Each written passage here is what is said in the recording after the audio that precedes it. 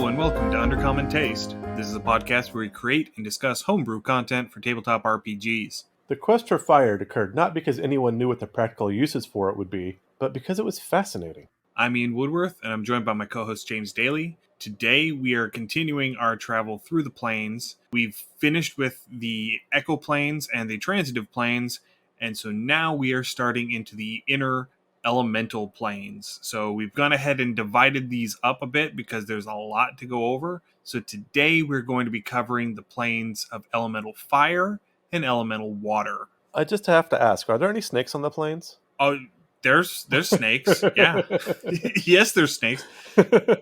Have you not heard of fire snakes? Yes, definitely. They are the adolescent form of salamanders. I like salamanders. Salamanders are kind of cool. They don't get used enough. They really don't. And that's some of the stuff we can talk about. And, I'm kind of really looking forward to is the lore of some of these creatures. Salamanders have long since been a favorite of mine. So we talked a little bit before we got started, and you wanted to start with the plane of fire. So you want to go ahead and dive into what we've got for the elemental plane of fire. So the elemental plane of fire, it's one of your nearer realms. So again, trying to use that giant cosmology wheel that you have the material plane as where we're at now, and of course, because it's the center of everything, because I'm here, as it should be. The material plane does center around me and the rest of the universe around that. You have your nearby realm, so you've got your ethereal realm and your astral realm. You've got the Feywilds, you've got the Shadowfell, and then just outside of those, the next ring out, for lack of a better term or envisioning, are your 4 elemental planes. So we've got fire, water,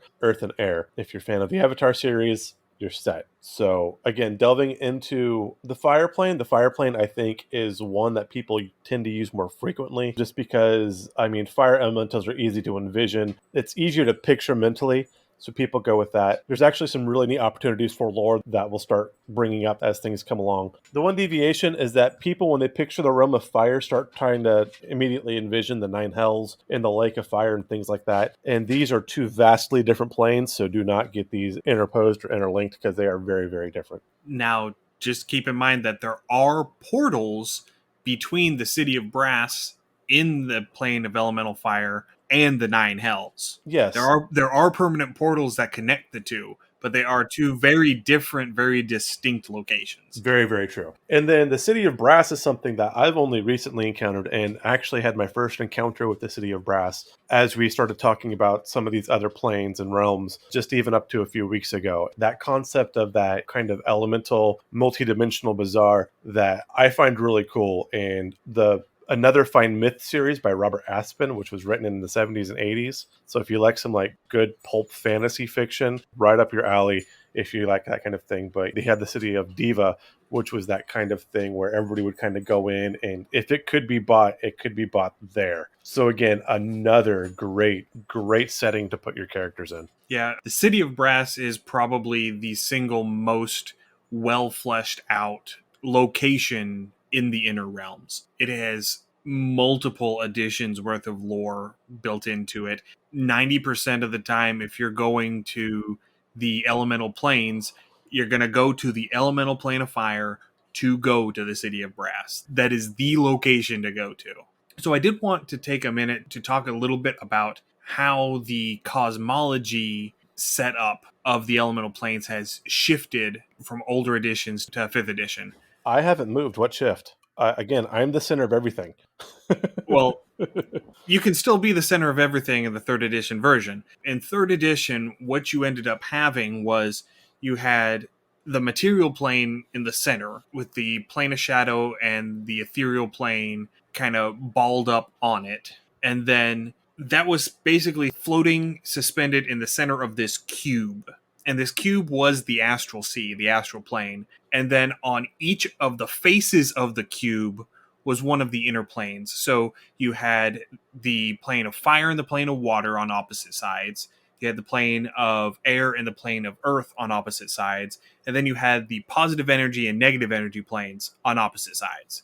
So basically, if you're looking at a D6, you had fire on 1, water on 6, air on 2, earth on 5, positive on 3, negative on 4. Yeah, that sounds about right. And again, I've always seen this presented as a 2D, very smooshed drawing. So again, everything's kind of flattened out. That makes sense. You talk about these 6 planes and 6 realms, and again, the science geek in me, I automatically go back and thinking about quirks, and you've got your 6 types of quirks. You got up, down, strange, charmed, spin, and or up, down, strange, charmed. I forget the other two, but there's 6 quirks, and so my brain automatically goes there. So obviously, these are the fundamental building pieces of our universe. I mean, even more so to that whole thread.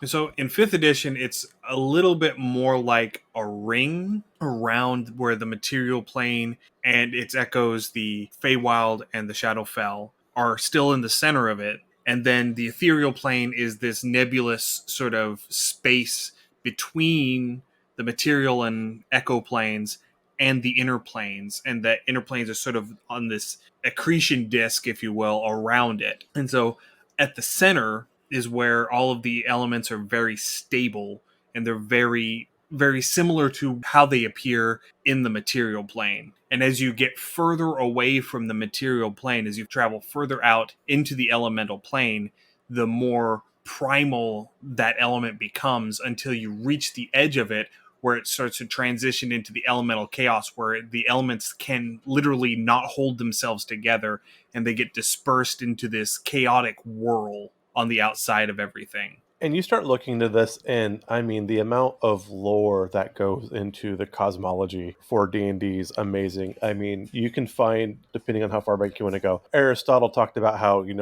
none of the planes or none of the realms, because they all believed in the 5 elements, could be infinite because nature abhors infinite like they abhor a vacuum. So, like, at these points where things become just kind of so nebulous and weird, but completely intangible, you've got the idea of like plutonic solids or plutonic realms, which are just the absolute condensed ideal form of something. You've got the Norse concept of the multi-worlds with Yggdrasil and things like that, where they're all kind of stacked up on each other on a world tree versus laid out. You've got the more European medieval version that again ties back to Aristotle, but instead of being flat and laid out, everything's based off concentric rings. And you see little hints of all of these when you start trying to describe on how the realms are mapped out. And honestly, any of these could be perfectly applicable. You can use any of these. Wizards of the Coast have their current set, which is a great way to do it. And again, everything kind of, like Ian was saying, slowly kind of spreading out from the material realm, I think is a good way to kind of get a touch of all of those into one general concept. Right. And the D&D world, it's well suited for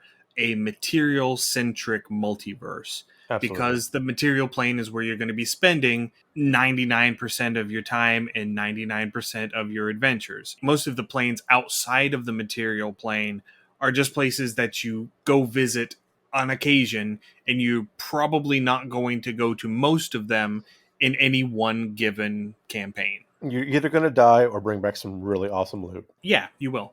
But the way that the inner planes are set up in fifth edition, because in third edition, each plane was completely separate. It was purely that plane across the entirety of its space. But in fifth edition, the way they've got it laid out as a ring with the opposing elements on opposite sides, you have transition zones between each of the planes. So you have the plane of magma between earth and fire. You have the plane of ash between fire and air. You've got the plane of ice between air and water. You've got the plane of ooze between water and earth. So you actually have these transitional elemental planes between the prime elemental planes. So there's more space because you have various creatures throughout the editions that don't really fall into one pure elemental phase. You end up having things like the mephits that are transitional, they're crosses between the elements. So you have like the steam mephits, and you have the ash mephits and the mud mephits, and all of these different little elemental creatures that are combinations of the planes. I absolutely love mephits. They're probably some of my absolute favorite mobs, particularly lower level. And so, Yeah, yeah, mephits are we'll great. definitely touch on these. But as you were talking about, as you have these transitional planes now, I really think this feels much better. This feels more natural, for lack of a better term. I mean, yes, we're talking about natural in a complete fantasy setting, so there you go. But I like that blend, and again, it lends a bit of credence to how lore and stuff in D&D is developed. You have your shifting with your alignment and stuff, and not everything's black and white anymore. There's a lot more subtlety, there's a lot more gray, and not just because we're all colorblind now, but because these things are out here. And I think this leads to, again, a more tangible, a more immersive story. I think if you're younger or you just kind of want that whole good guy versus bad guy, and there's a perfect time for those stories where everything is cut and dry. But I think where you get those different bits of shade where it could be a little of this, it could be a little of that. For me, it's a much better story. It's more immersive. I think the characters, whatever characters you come with, tend to have more depth with your morality. And so even when you start dealing with, your alignment in your realms, one thing slowly changing to another, that just tickles all my story funny bones. I like that concept a lot. All right. So we said that we were going to focus on fire and water. So let's go ahead and stop talking about all the rest of it. That's coming in later episodes. Let's get focused on fire and water. We said we were going to start on the plane of fire, so let's go ahead and start on the plane of fire. So, James, do you have some lore stuff that you want to bring in regarding the plane of fire? I have a bit of lore. I think I kind of want to intersperse my lore as much as I can with the plane of fire because it ties into certain things. One thing I really do want to talk about in all of the planes, but particularly with the plane of fire, is the efreet. As much as I enjoy fairy lore and fae lore and things like that we talked about, and I mean, I'm pretty sure you could hear it in our voices when we talked about the Feywilds. It's just fun. The amount of lore surrounding the Jinn and the efreet, and I wish I knew the other ones because I don't. But So again, the water is the marid, and the earth is the Tao. okay, and the air is going to, it's the A something, right? No, AS. the air is the jinn. Okay, the air isn't There, properly the Jinn. Okay, genie is the category. okay. The subgroups are jinn, ifrit, marid, and Tao. Okay, this is a fairly recent discovery, probably in the past year or so for me. But the amount of lore that ties in with the genie, because it tends to be a lot less European, it tends to be more Arabic and Persian. There is a ton of lore. There is so much stuff you can do with these creatures. They're kind of hit and miss. So for me, I'm thinking the Efreet. I'm kind of okay. Spoiler if you've not seen the end of Aladdin. But when Jafar becomes a genie, he becomes basically an Efreet. It's basically an evil fire genie for mass simplification, an evil, self-centered, self-important, nearly all-powerful fire genie.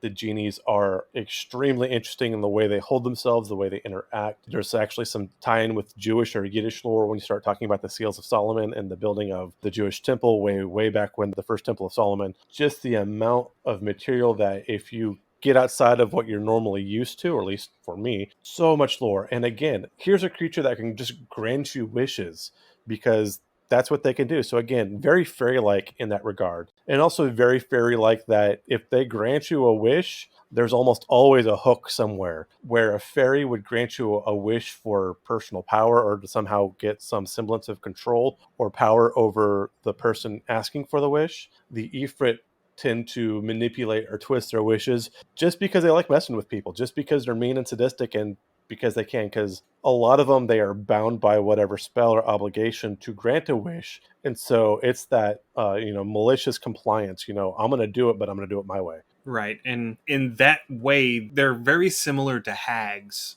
in Yes, that very way, much so. except that there usually isn't a bargain involved. You don't usually bargain with a genie to get a wish. You have to find some way to compel a genie to give you a wish. Right. So, I mean, again, right there, you're already starting to strike against it because it's not getting anything in return. You've got it backed into a corner normally. Yeah, you have to do something quite substantial and quite exceptional to be granted a wish, to not force a wish out of a genie, to actually get a genie powerful enough to grant wishes, to bestow a wish upon you of its own free will.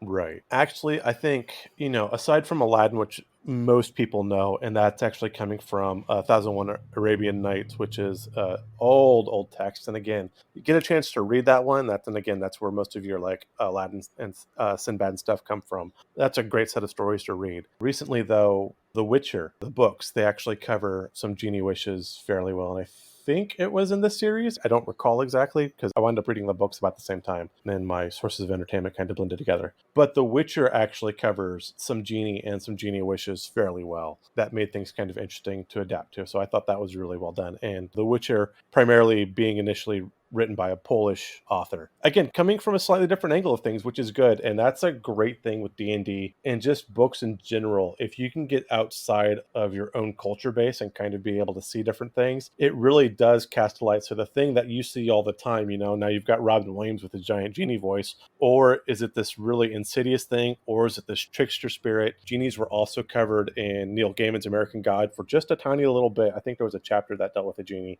as one of his little asides. But again, definitely gives flavor. And so if you can go outside of what you deal with every day, one, there's some amazing stories. And then two, if you bring these stories and add flavors to your story or your campaign, I think that adds a lot and brings a lot to the table. Right. Okay, so now let's actually get into the Plane of Fire, James. Okay, so how are we getting into the Plane of Fire? That's a good question. The best way to find a natural portal to get from the material plane to the Plane of Fire is going to be find a volcano. Well, you mean that's the best way to do it, because there are rivers of lava throughout the Plane of Fire, and on occasion they'll come over and drop off a cliff and make this giant, lava fall. And at the bottom of those lava falls is usually a portal that carries through into the material plane. So if you can survive a fall off of a giant lava waterfall into the material plane, take a swan dive into some lava, if you can survive that, you can get through to the material plane, or vice versa, jump into a volcano and pop out on the Plane of Fire. This gives you such a wonderful, beautiful idea of how safe the Plane of Fire is. So Faye, okay, let's make a bargain with a fairy. Really, depending on how you stand or how clever you word things, okay, that's a coin flip. That's great. We want to get into the Shadowfell. I know what we're going to do. We're going to find the grimmest, saddest, most depressing area we can find, and we're just going to dig in there a little bit more. Meh, okay, Shadowfell, sure. Ethereal plane, well, you're just going to basically take your inner spirit or your soul and you're just going to separate it from your body and then hope nobody snips a tether from you. Okay, getting a little more wary. Your ethereal plane, so just everything you're just going to kind of shift, and again, that one's not too bad. Plane of Fire. Go jump in a volcano. Step 1, jump into a puddle of lava. That's step 1. That is as safe as it's getting.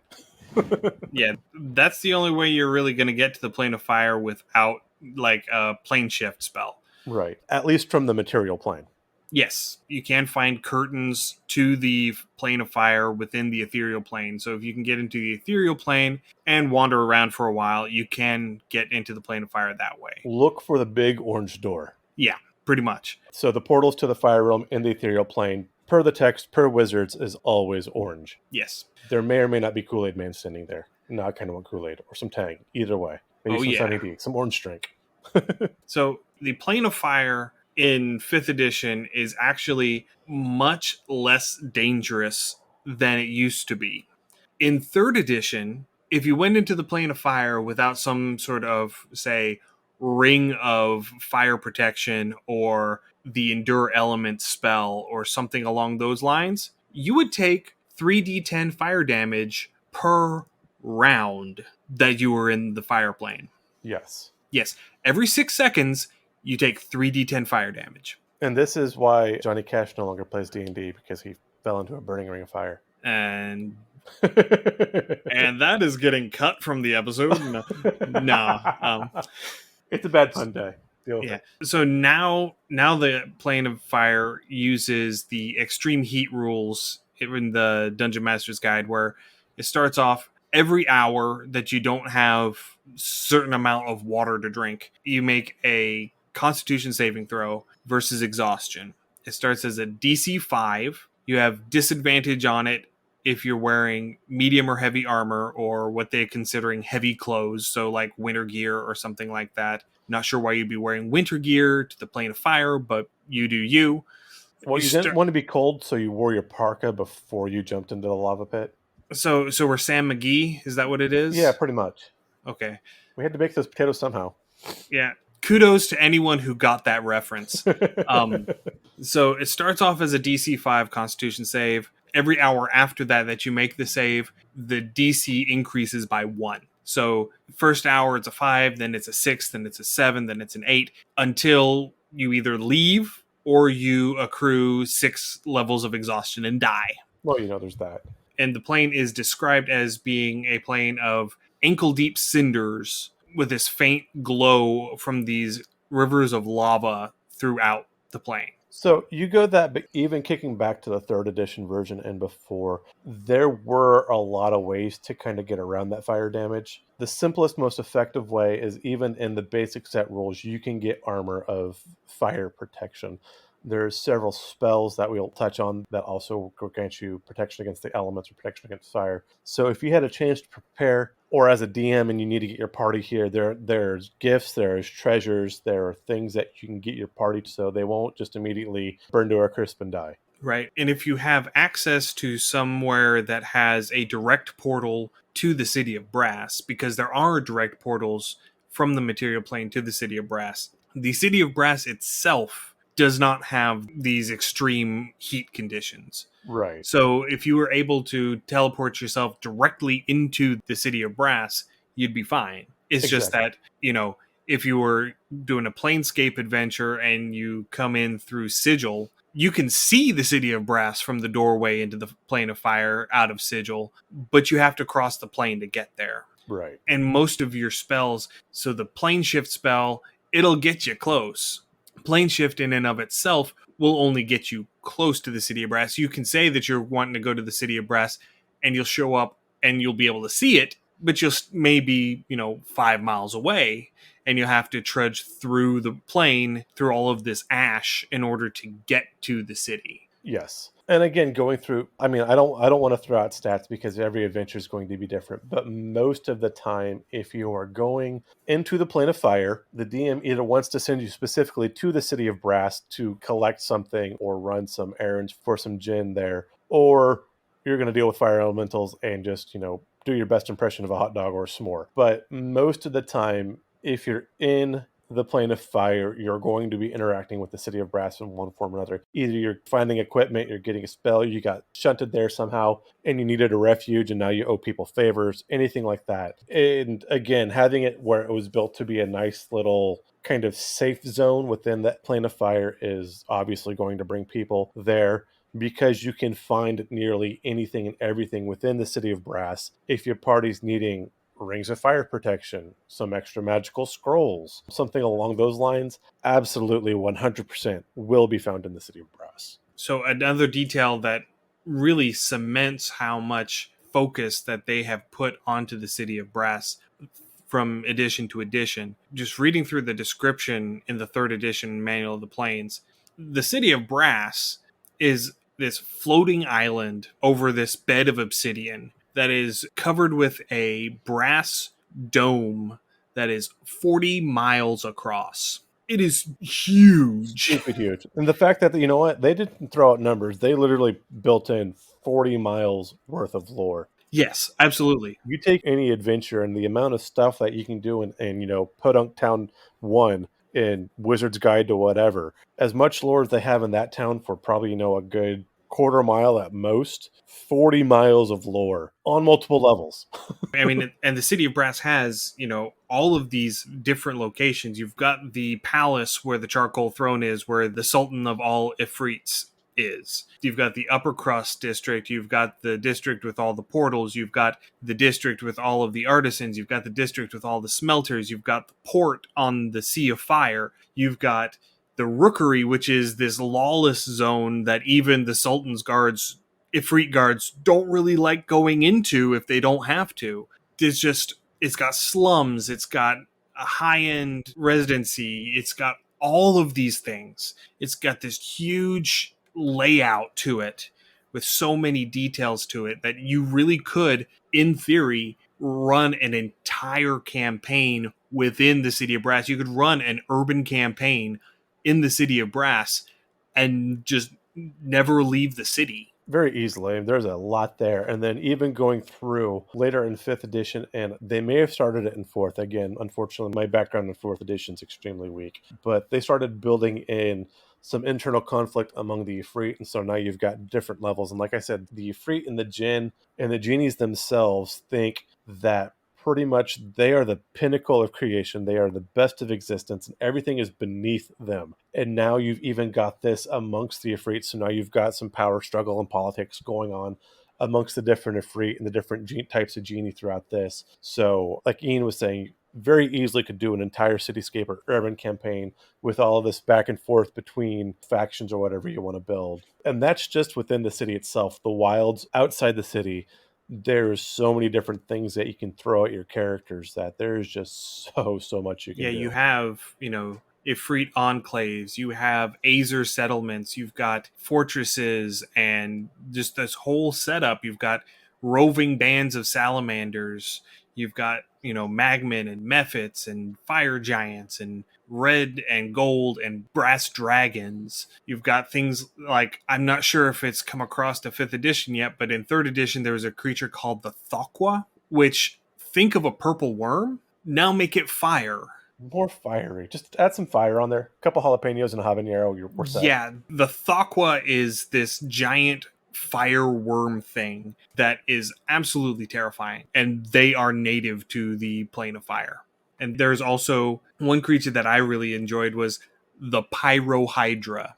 Oh my. So think of the Hydra with all of its multiple heads, but breathes fire. So this immediately reminds me of the Hydra spell in Diablo 2, and I think it popped up in Diablo 3 as well, because Yes. I know in Diablo 2 you could get Elemental Hydra, so you had the Fire Hydra that pop up and shoot fireballs at your enemies, which the art for that was amazing. I thought was always a fun spell to throw. So there's a couple of different environmental hazards that you end up having in the plane of fire too. You have Rain of Ash, which obscures your vision and makes it difficult to navigate, but it also deals fire damage if you're walking out in it. According to the 3rd edition books, it increases the damage per round that you would take by 1d10. So now you're taking 4d10 fire damage per round without protection. Right. Just imagine that it's a lovely spring day and you're walking through the forest and the forest is on fire. So yeah, all of this ash falling, it's also going to obscure and limit your vision. Depending on how thick the ash is, it can become difficult terrain to walk, so it can even slow your movement speed down even further. So yeah, that's definitely something to throw in. In something like this though, there's actually some really neat things. If you get a chance to read Dragon 347,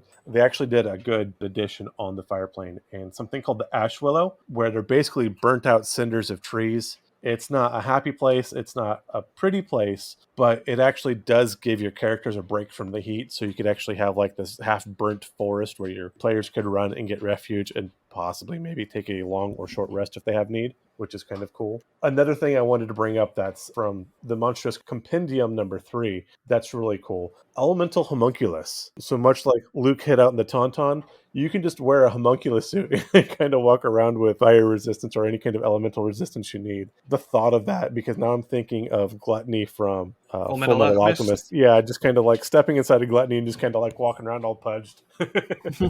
And then another natural hazard within the plane of fire is steam clouds. And steam clouds typically pop up in locations where the plane of water pops through, because there are vortices between the planes where opposing planes will push through one another. So you end up having these boiling lakes on the fire plane that just give off these huge steam clouds, and these steam clouds are kind of migratory almost. And steam clouds don't really have much of an effect on people on the ground, but if you're flying, that's whenever the steam cloud will hit you, Oh my, surprise. and it will mess up your day. According to 3rd edition, it does the same increase of fire damage that the Rain of Ash does. Personally, at my table, I would run it as dealing acid damage every time you're in it. Kind of that sulfuric acid kind of feel that you get with a lot of very caustic fire sort of deals.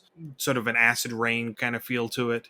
I don't know. I've personally experienced a sulfuric acid incident, and yeah, that's not fun. Oh, it's nasty. It's nasty, nasty stuff. 0 out of 5 would not recommend. But yeah, it's... So long ago in the days of my youth, I actually worked in the chemical stock for my junior college, and there was an incident that happened, and I literally watched the shirt dissolve off my friend's chest. So yeah, just that kind of thought with any kind of acid damage on, and that totally makes sense with steam. For me, I'm thinking more like if you've ever hit the pressure cooker valve a little too early, and you get that hot burst of steam, even if you've got like a bunch of like cooking gloves and stuff, you definitely feel it through. That's how I personally would envision that, but the acid damage definitely makes my skin crawl a little bit.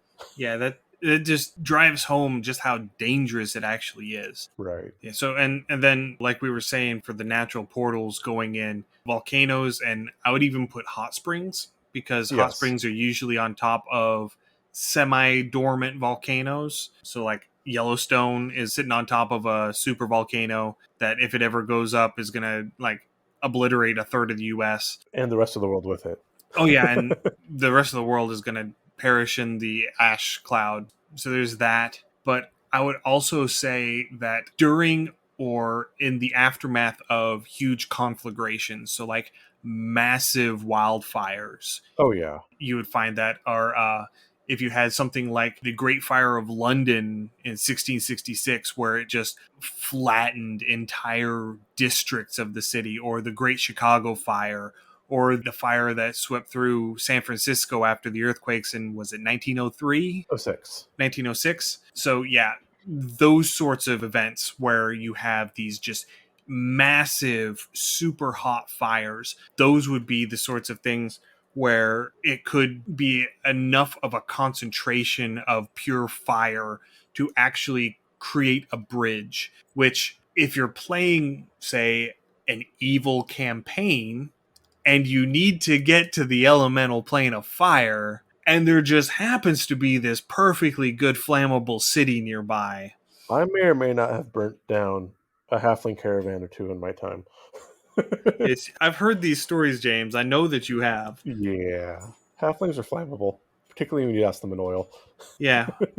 So yeah, that's the sort of things that you can get with the elemental plane of fire. I think a couple other things I would want to throw in along the lines of your conflagration, something that they've seen, and you can actually find videos of these things now, and they're hypnotic and terrifying. But the basically they're fire tornadoes, just because there's so much heat, Yes. they create this moving vortex, so it's this moving pillar of fire. A great thing to throw on your table because now you've got a natural hazard or a field hazard for your map that as a DM you can kind of move and shift to force your players to kind of get around or to adapt to. That could be a ton of fun. And I would actually say that if you were trying to get to the plane of fire and you found one, you could run and jump into that and you might get carried into the plane of fire.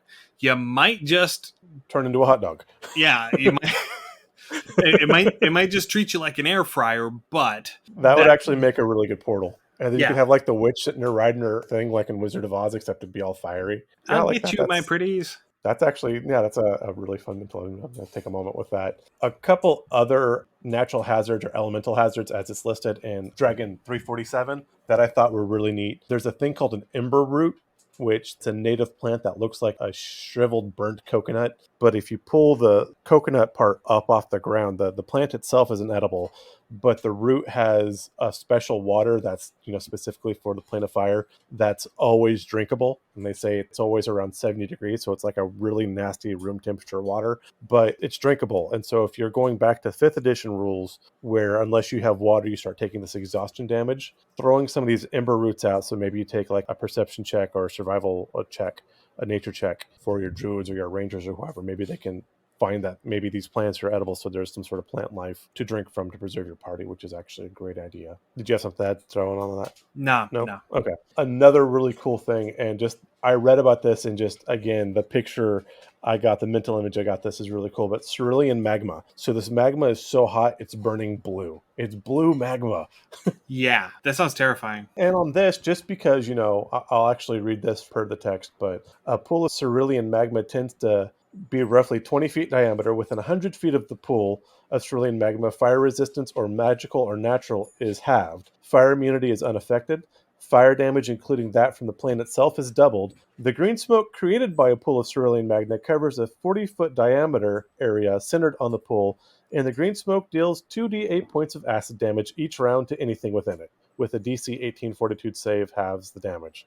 So it's this blue, glowy pit of super ultra hot magma with a nice little acid cloud on top of it. It sounds like it's burning copper. That's Uh, that's kind of what it sounds like. I mean, I know copper burns green and not blue, but that cloud over yes, top of it, that's definitely. burned off verdigris. That's exactly what that stuff Yeah. does. And I mean, copper can burn blue. Generally, you get your cobalt. So, I mean, if you know any spectroscopy or anything like that, you could actually definitely throw that in your elemental fire and having, instead of having colored pools, you could have colored flames. Maybe make that like a point of attraction for your characters to go to, which actually be a really cool idea. And that would actually play into the whole Ifrit and the city of brass, That really because would. because copper is one of the two primary metals in brass. So it could be that they are hunting for these so that they can extract the copper from them to make brass. That's a great idea, and I never even thought of that, but oh my god, yeah, because most of your metals and ores are going to be melted with the exception of this brass they use.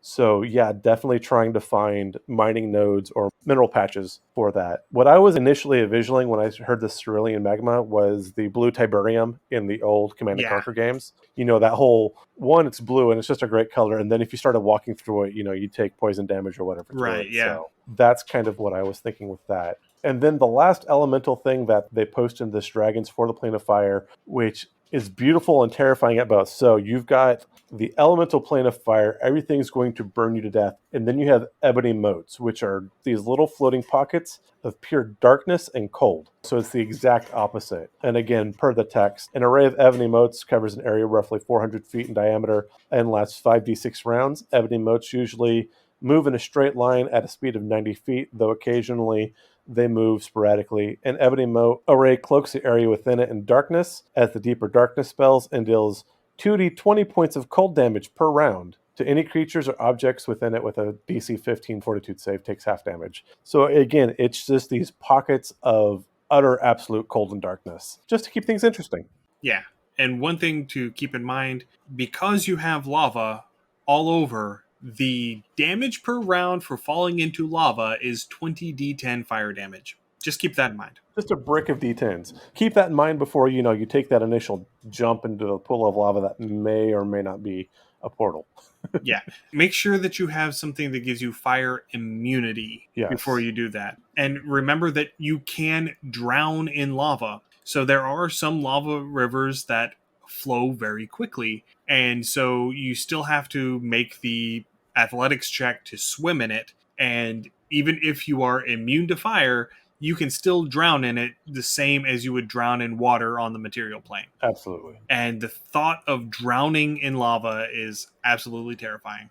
Just that last breath. Just the fact that, you're not being consumed by the lava, that you're just being overwhelmed by it. But yeah, I would imagine just the pressure would be crushing just because, I mean, Yeah, it that would is be, molten rock. yeah, that's nasty. I was just like, for drowning, the thought of that last breath you have to take, where you actually suck the water into your lungs, Yeah. has always been one of those things that kind of freaked me out. So the fact that that last breath would just be liquid rock. Yeah. And because you are immune to the fire damage, you breathe it in and it actually turns to stone in your lungs. Oh my god. Oh my god. No, no, no, no, no, no, no. Nope, we're done. We're done. Move it along. Okay. I'll give you a point on that one because, dear God, nope. So moving on to plane of water. If you have problems with the plane of fire, the plane of water is the point furthest from. So it used to be an infinite sea without a surface. So it was just this infinite globe of water. It didn't matter how far you went in any direction, it's just water everywhere. But now it actually is treated as a sea. So it has a surface. There are islands within it. It's divided into two strata. The upper is the Sea of Light, where all of the more good aligned aquatic beasties are.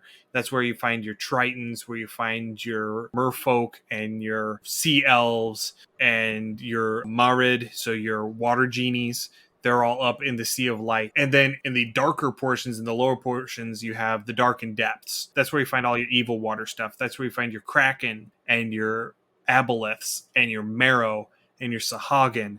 That's where you find Olhydra, the princess of evil water. Olhydra is great as a big bad. She's this giant evil water elemental. Nice. And I'm actually using her as the big bad that is controlling the Kraken big bad that my party is currently dealing with in my home game. Awesome. So yeah, Olhydra is kind of cool. I did want to take a step back real quick. And I did want to note a glaring omission in the Plane of Fire that, we omitted it because I haven't really seen any reference to it. So you've got the Fey Dark, and you've got, was it the Shadow Dark in the Shadow Realm? And the Shadowfell? Yeah, you've got the Fey Dark and the Shadow Dark, yeah. And you've obviously got the Dark Sea here, but there's no Underdark equivalent in the Plane of Fire, I believe. Because it's fire. Not that I've come across. Because it's fire. But still, I mean, you fire still have has illumination. You can't have an Underdark that's illuminated. I guess, but you'd think you'd have a reference No, or because the inner realms don't really have that.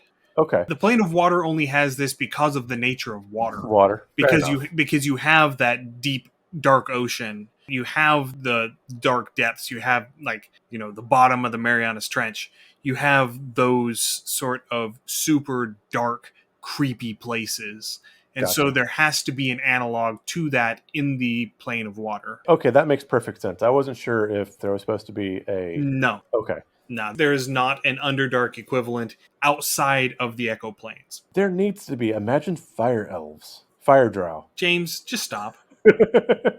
Just stop. There are already 5 billion different varieties of elves. We don't need fire elves on top of it. Just stop. Um, so one of the interesting things about the plane of water, the way that it used to be, is that it had subjective gravity. The plane of water and the plane of air both. So down was the direction that you decided was down, and you would sink towards down whenever you entered the plane of water. You could swim against it. That was fine if you were able to swim, but you would actually be able to mentally maneuver yourself to just fall the direction that you wanted to while you were within the plane of water. The astral plane was kind of like that too in older versions. I think it still translates that gravity is subjective, and so you would mentally which way was down and follow that direction you could fly. Well, that's because the astral plane doesn't have physicality. Correct. But The astral plane is the plane of thought, and so you have to think in order to move. right, but that subjective gravity where gravity is the way that wherever it goes kind of reminds me of also, referencing going way back when to Ender's Game when they're in zero gravity, they had that whole the enemy gate is down type thing. Right. So the big location within the plane of water is the Citadel of 10,000 Pearls. That's where the court of the Marid is. That's where their nominal emperor is. This is where you have your political intrigue. Because, according to the 3.5 books, because there's not a whole lot on this in the 5e books. There really isn't yet. And I'm sure that's something that'll be coming in the next several years, I'd imagine. There may be something on it in the Princes of the Apocalypse module. I don't have that, so I haven't been able to look into that. I think that's one that has a bunch of elemental stuff going on. I'm pretty sure that the elemental evils are in that book, because it is the evil elemental princes, I think, are the princes of the apocalypse that they're talking about in the title. I could be completely wrong, so I don't have that module either, so I am completely unaware. So I'm going to go look up a synopsis after we're done, and if I'm wrong, I'm just going to cut all of this out. But the Citadel of 10,000 Pearls is populated by about 200 marid nobles and their entourages, which brings the total population of the Citadel up to roughly 1,000 individuals. Each of these marids thinks that they belong on the Coral Throne, which is the place where the Emperor of the Marid rules. It's the literal seat of power. It is the literal seat of power. And so you end up having intrigue and assassinations and power struggles and power plays and all of that. If you want political intrigue, this is where you go. Now, you were saying what was your total population of the Citadel of Pearls? All told, it is about 1,000 individuals. It's 200 Marid plus their entourage. Gotcha. So by comparison, the city of Brass was estimated to be about 4 million individuals. Yeah. So again, the wizards love their city of Brass. They're building up the other planes, which is great, but there's a vast difference there. Absolutely. And the big difference between the two is that the Efreet are lawful evil. They are very lawful and kind of evil. Whereas the Marid, they skew more towards the good side than the evil side, but they're very chaotic. If you get 5 Marid into a room, you end up with 7 opinions. That's what we're talking about here. They cannot come together to form a cohesive entity. And according to the 3rd edition, the Marid individually are more powerful than any of the other types of genies. They are the single most powerful genie entity that you can have, but where they just don't cooperate for anything. Exactly. That's the balance that they have, is that they're stronger individually, but they just cannot collaborate for anything. So the pop culture reference here is Johnny Depp, Pirates of the Caribbean, Dead Man's Chest, where they have their little pirate enclave, and they're trying to vote who the leader's going to be, and they always vote for themselves, so they can never get anything done. That's kind of what you're getting here with the Marud. The Marid, yeah. The And Marid, then sorry. and then on the other side, the East India Company is the efreet. Yes, very much so. Lawful and kind of evil Yeah, absolutely. and very well organized. Yes. Yeah, that is actually a pretty good parallel. But so the other location within the Plane of Water in third edition that hasn't come across the fifth edition yet is called the City of Glass, which is actually a parallel to the City of Brass, not just in the naming convention, but it is also a trade city. It is a hub of interplanar trade. And it is this sphere in the water. It's half full of water, half full of air. And it is purported to be unbreakable. It has broken in the past, and they have repaired it very quickly. And it is a very swift death sentence if you break it. They make that very clear. But there's some magic involved with the glass sphere that the city is contained in. I think it's something like a 5-foot thick glass sphere that somehow is able to pull breathable air through as a membrane from the water surrounding it, which is kind of cool. That is really cool. And there are various little portholes, and some of the buildings start on one side of the sphere and carry through to the other side. So the building is half full of water and half full of air, so it can accommodate both aquatic and non-aquatic individuals. And despite it being this huge trade hub, the Marid don't actually control it. It's governed by a council of citizens. There are 15 races that are represented within the city, from the standard material realm, human and elf and dwarf and all of those, plus the Sahagin, the Kuatoa, all of the various aquatic races. And the way that the council is set up so that each of the major races is represented, but no race can have more than one representative on the council. I'm going to make you hate me. Okay? I'm absolutely going to make you hate me. So the human representative absolutely has to be Polly Shore from Biodome. No. I'm going to veto this idea. Hard veto, not going to happen. So this is another location where if you wanted to go on an interplanar shopping run and you didn't want to go to the City of Brass, maybe because you took issue with some of the moral incidents going on there, maybe you have a problem with slave trade.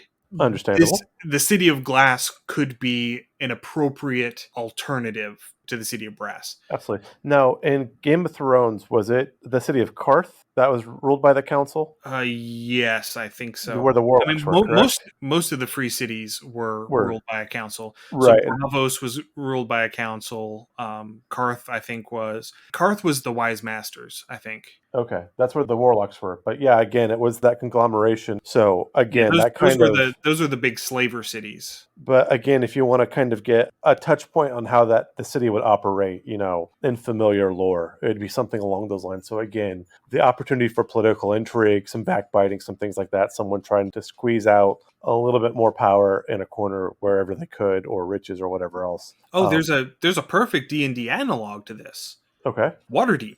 You are absolutely correct, yes. The city of Waterdeep is ruled by a council. Yes. Waterdeep would be the appropriate analog to the City of Glass. Yes. That is how this city is run. Perfect. And for third edition, where you had subjective gravity, it is agreed within the City of Glass that down is the half with the water in it. Makes perfect sense. That is just the general agreement of everybody who lives there.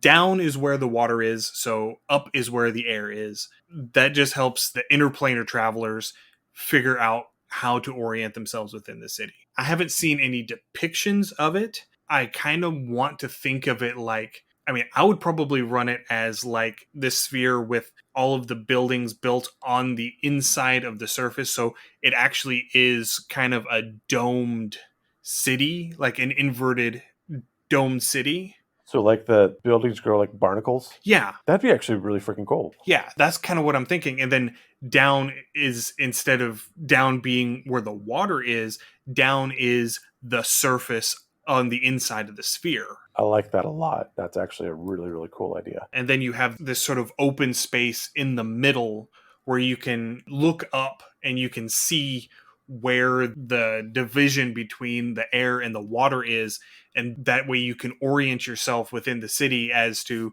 figure out where you're at and where you're trying to go. You can navigate by that once you figure out enough about it. That would be so disorientating though, because Oh, like everywhere you yeah, go, you're looking at the tops of buildings. yeah, it would be total vertigo, but that would be something really cool. And you could actually build it on the scale of the city of Brass. You could make this thing, a 40-mile diameter sphere. And I mean, ultimately, that is the great thing. That is the absolute joy of world building and homebrew is that you can do whatever you want to do. And so there is no reason this shouldn't be a complete, one-to-one mirror of the city of Brass, same size and population and all that. That makes perfect sense. Yeah, that would be really cool. So there's a couple of other notable things within the Plane of Water. The first of which is in 5th edition, this is where the Isle of Dread is. In 4th edition, it was firmly stationed in the Feywild. In 5th edition, they've moved it primarily to the Plane of Water. It does still phase, and it does still phase into the material plane. According to lore, there's nothing in 5th edition that says that it phases into the Feywild, but I would say that based on previous lore, that it would. It totally makes sense. Yeah, it's And that's why I brought up, when we were talking about the Feywild, trying to get to the Plane of Water, you find where the Isle of Dread is going to be. You can either get to it through the Feywild, or you can find out where it shows up in the material plane, and you can use this island, if you can survive it, as a way to jump dimensions. absolutely, yeah, that'd be a lot of fun and a good start. Like if you're running an upper level, adventure, that's a great start. Is just getting your party to the Isle of Dread. And then the other thing that I found when I was reading through the 3rd edition Manual of the Planes that I absolutely fell in love with, that I want to incorporate into an adventure, is this thing called the Avenger. The Avenger is this giant manta ray. It's 90 feet from side to side and 180 feet from its nose to the tip of its tail. But it isn't a creature because it's propelled by screw turbines. And nobody can really That's really freaking nail awesome. down exactly what it is. There's some people who think it's a construct. There's some people who think that it's a vehicle of some sort. There's some people who think that it's a combination of the two. The people who think that it's a vehicle think that maybe it's got some sort of expeditionary people on it. Maybe it's crewed by specters. Maybe it's this infamous pirate and his crew. No two people are in agreement on exactly what the Avenger is. I have an amazing answer for this. Okay. Are you ready? Are you prepared? Buckle yourself in because this is going to be great. So I'm going to reference our podcast from a couple weeks ago when we had our podcast with World Build with Us. This is another terraforming divine beast. It could be. It very well could be. I don't know why it's in the Plane of Water. Well, I mean, if you have divine beasts and terraforming things within the material realm, why not within an elemental plane? I mean, because you're not terraforming, to me, would only really work on the material plane, because all of the other planes are so intrinsically monochrome in their aspects. Right, but where we talked about in previous versions, this was completely, the plane of water used to be just a complete bubble, but now within the plane of water, you do have islands, you do have a surface level. So maybe this is something like along the lines of Kevin Costner's Waterworld, where it's trying to dredge up land to create more land up top. I mean, there would be some workable things, but I could totally see a tie-in with that. Ian's less than a fan of that idea. Well, mainly because you cut me off before I got to the cool part. Oh, I'm sorry, my apologies. Which is that it shoots lightning bolts. That is really cool too. Yes. In 3rd edition, it shoots them as an 18th level sorcerer, which means that it's max damage 10d10 lightning bolts at will every turn. Yeah, I was going to say, this is the very rare time where you get to roll the brick of d10s. Yeah. So you're like, okay, you're going to have to spread out because it's going to shoot a 120-foot line of lightning at somebody every single turn until you get on it.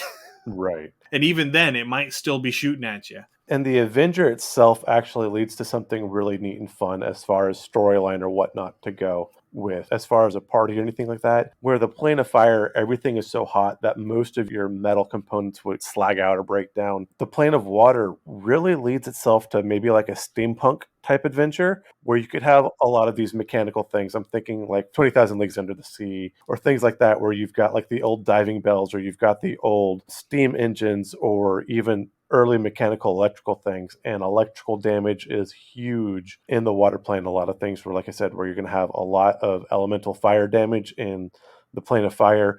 There's a lot of electrical damage that happens with the natural creatures within the plane of water. So, and I can totally see, I totally want to run you're going to find the Avenger, you're going to board the Avenger, and you are going to commandeer the Avenger. That is the goal of this adventure. Oh, that'd be so much fun. Yes, an underwater submarine heist. Yes, I think I saw this one with Sean Connery and what's his name? Alec Baldwin. Are you talking, was it The Hunt for Red October? Exactly, yeah. Yeah, that's another one of those classic movies that I haven't actually watched yet. The book was really good. And again, I was on a huge Crichton kick in college, so I got to read most of Crichton while I was waiting for my organic chemistry labs to process. That was one of his better ones, I think. I really enjoyed Hunt for Red October. Another good idea for a campaign, something like the old 80s movie Abyss, where you've got that super deep and you're trying to figure out kind of what life is down there and you've got that you're living in a bubble type feel. Or even Crichton's Sphere, Yes. again, kind of touches along those lines as well. And again, it's that technology, different alien technology, everything kind of blending, what's here, what's there. These stories kind of would give some really good prompts of adventures or ideas or scenarios you could run within the plane of water. So there are a couple of other hazards to keep your eyes open for within the plane of water. For starters, you've got all of the various creatures. You've got all of the sentient aquatic creatures. You've got any aquatic creature that you can find in the material plane. So all of your dolphins and your sharks and your whales and all of those. But you're also going to have things like bronze dragons because they like coastal ocean locations, so they may go and traipse into the plane of water because they have water breathing. The same with, I think it's black and green dragons can breathe water, so Right. so you might find some of them on occasion. Black and green less often, but bronze dragons, because they tend to live by the sea, I could definitely see bronze dragons making trips into the plane of water. Oh, without question. You're going to have kraken, you're going to have aboleths, you're going to have dragon turtles. Those are so much fun. Yeah, I can totally see having to loot something from a dragon turtle's horde on the plane of water. Something that was offered to the dragon turtle in tribute, or that was on a ship that failed to give the dragon turtle appropriate tribute, so it sank the boat and claimed everything. You hate your parties. That's just where it is. I mean, these are all for like a higher level thing. I wouldn't send anybody short of about 15th level into the plane of water after something that a dragon turtle's got. But aside from the creatures, you've also got things called the red tide. There are red tides in our world. There are these giant red algae blooms that make the water toxic. And it's the same sort of deal. Swimming into a red tide, you have to make a constitution save once per minute or be afflicted with blinding sickness. Oh, wow. Yeah. Yeah.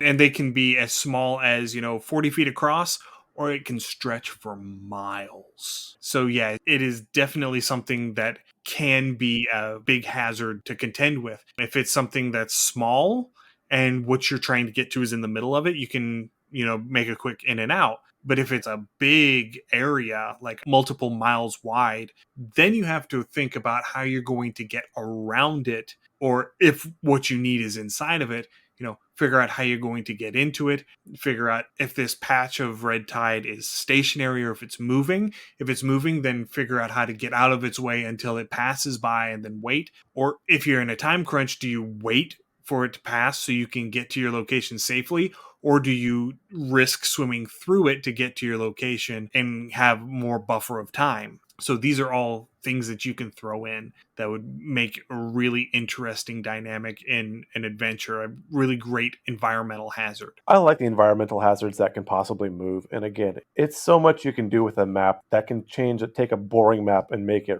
something memorable. So yeah, I mean, I'm all for that. And then you have whirlpools, and sometimes a whirlpool is just a whirlpool, and sometimes a whirlpool is a portal to the material plane, and sometimes a whirlpool is a portal to one of the outer planes that has a lot of water going on. So there's a lot of uncertainty involved in a whirlpool, and if you don't know what's at the bottom of it, it can be really nasty, really dangerous to get caught in one. So yeah, whirlpools on the material plane are a great portal to use to get into the plane of water. So the same would work the other way. Think of it like wormholes. Oh, I like that. That's a great concept. But there's the one last really nasty environmental hazard from the third edition book is called a tidal bore, and they describe them as great fluid avalanches. If you get caught in one, you have to make, I think it's a strength save or a constitution save. Actually, I think it was a fortitude save in third edition, but is either fort or a reflex. And you make that save against the damage because you get hit for like, I think it's like 2d10 bludgeoning damage or some such. But regardless of whether you save versus damage or not, you get picked up by this thing and it can carry you for miles. That's actually a good way to. You could either use that as a plot hook as your party's there, they get picked up, and now they're totally lost. Or if you've got to really push your party because they're dilly dallying at one point too long, then just kind of give them a very gentle but pronounced DM boot. Just poop. Okay, there you go. And you could actually, in theory, use this as a means of traveling from the plane of water back into the material plane. So let's say they get picked up in one of these tidal bores and they get swept along and they end up getting deposited on a beach in a tsunami. Oh, that'd be kind of awesome. That'd be a great way to do that. Well done. So you talk about this tidal bore, and I grew up in California, so we had the California coast. Here along the East Coast, because I also had family in Jersey and stuff, but people out here, they talk about rip currents, which can pull you out. But along the California coast, they had something, it's like a rip current, but it's different. It's called an undertow. That was literally a current that went under the surface of the water. So that was always the big danger, was like if you felt a pull or if there were certain areas you weren't able to go swimming, because there would be an underwater current that could literally like take your feet from under you and then pull you out. So instead of, being in a rip current and being seen on the surface, you went under and out. And so that's kind of what this water bore reminds me of. So now I'm having these memories of being warned about undertows when I was a little kid. Whenever you're talking about natural portals to get to the plane of water, I mentioned a couple. You've got whirlpools, you possibly getting swept out to sea by a tsunami, getting caught in a wave and pulled out as it recedes.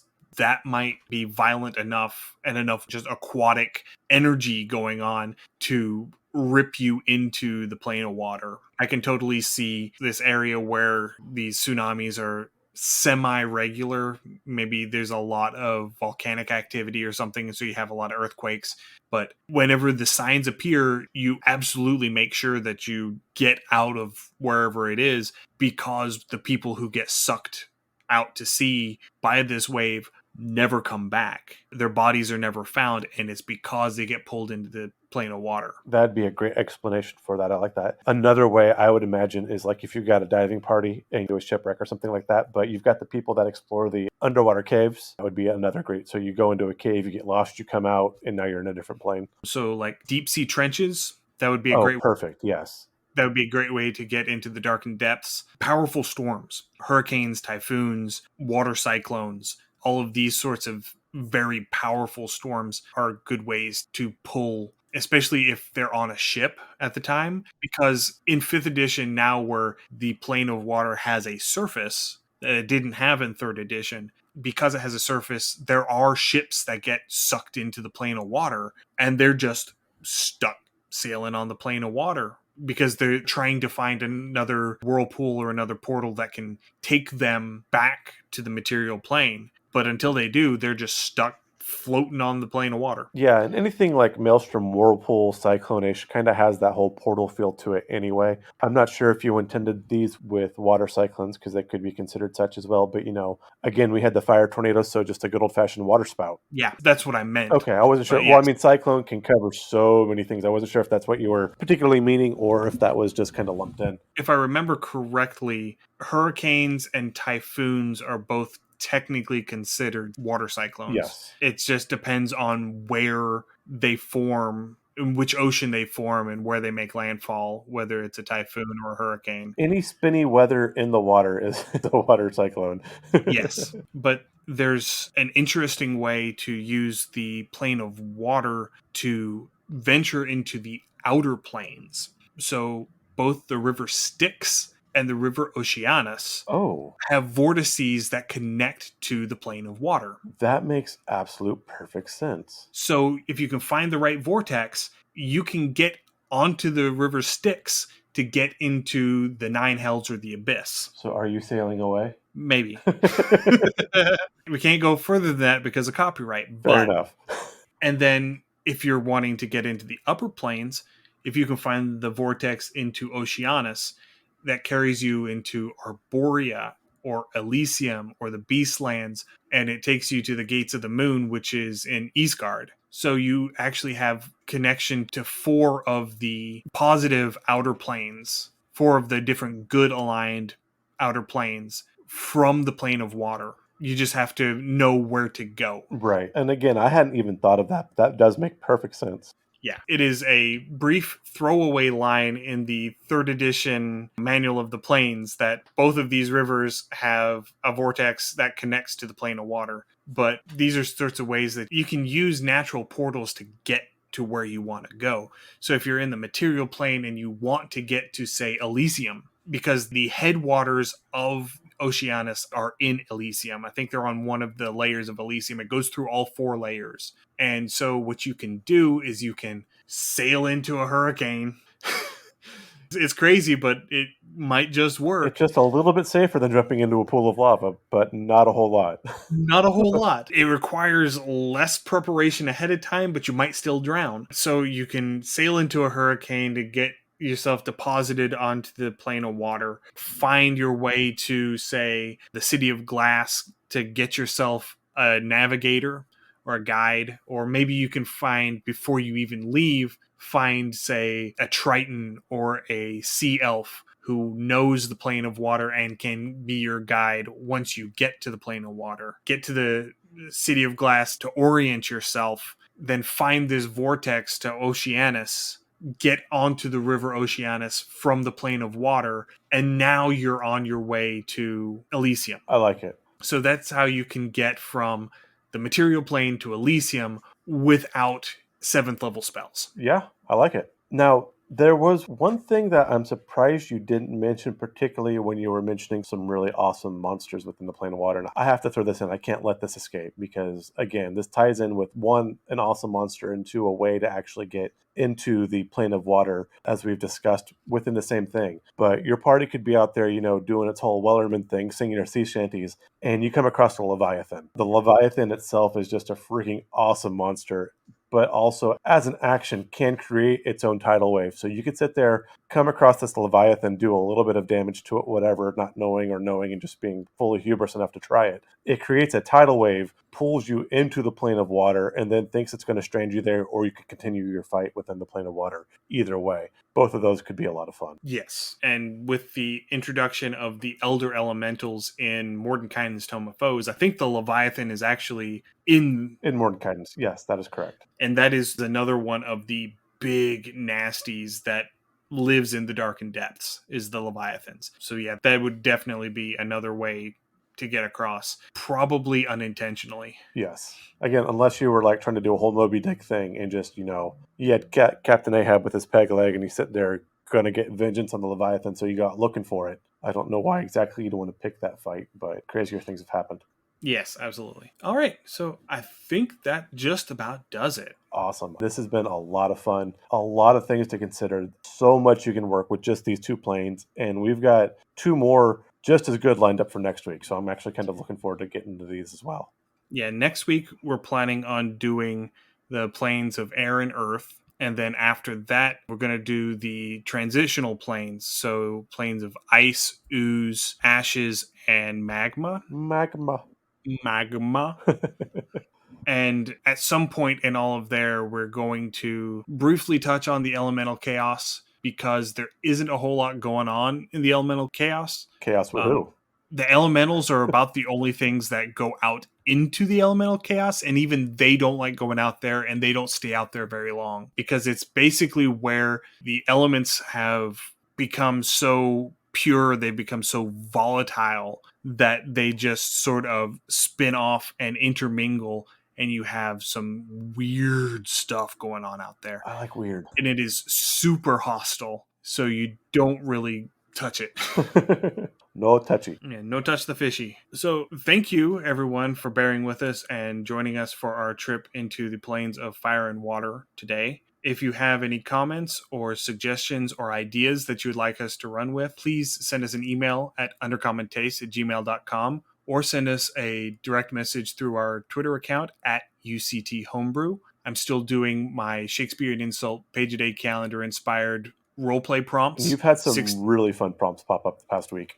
Yeah, I've had some good stuff come up in the last few days, but I'm still doing those 6 days a week. They're going up on the Twitter account and they're getting cross-posted to the Instagram and Facebook accounts at Undercommon Taste. We are now on Patreon, patreon.com/Undercommon Taste. If you want to help us financially keep the show going, please come and be a patron. All of our content is being uploaded to the Patreon account, and our patrons are going to get exclusive extra bonus content on top of most of the write-ups that we've done. So, for instance, the She write-up that we did, everyone got access to the Seelie and Unseelie courts, but our patrons are also getting access to the Coral, Gloaming, and Wild Court She. So you're actually getting extra stuff on top of that just for being a patron, and that's for all patron levels. Once we start getting stuff finished and up on DM's Guild or Drive-Thru RPG, everyone who's a patron automatically gets a free PDF copy of anything that we put out for sale as a thank you for actually supporting us financially. So there's a lot that's coming to the Patreon account.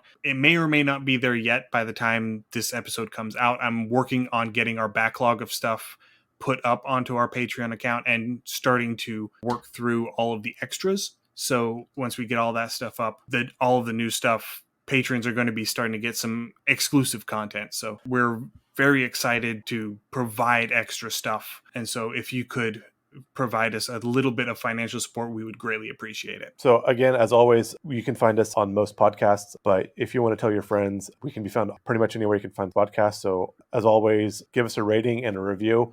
That does help increase our visibility. And again, the more visibility we get, the more interactions with our fans and listeners gives us more ideas for content. So we can actually produce content that you're interested in as well, not just, our own random tangents, which are personally fun because again, I am the center of everything.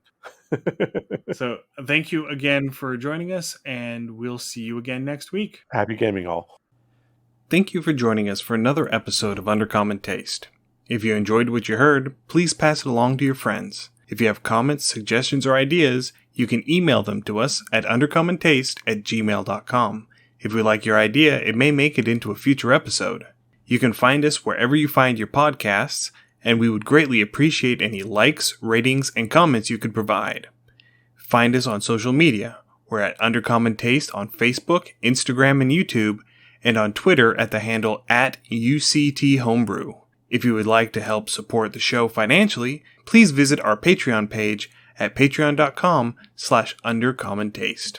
Our theme is Massacre Anne, written and performed by Mary Crowell and used with permission. You can find her online at marycrowell.bandcamp.com or on Patreon at patreon.com/Dr. Mary C. Crowell. Thanks again for listening, and stay safe. You'll hear from us again soon.